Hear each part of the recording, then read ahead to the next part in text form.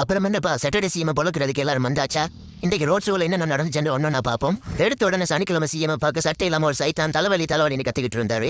சரின்னு அந்த டுமில் குப்பம் வலிக்கு 2 பேடி மாத்திரையை கொடுத்து போட்டு அங்கால போனா அங்க ஒரு தற்கொலை பையன் வாரம் போராட்டெல்லாம் கையெடுத்து கும்பிட்டுக்கிட்டு இருக்கா. ஐயா சாமி ஓட்டு போடுங்கன்னு சரின்னு அவனுக்கு ஒரு சலாம் போட்டுட்டு அங்கால பார்த்தா கூட்டத்தை பிச்சுக்கிட்டு ஆம்புலன்ஸ் வந்து கொண்டு வந்துச்சு.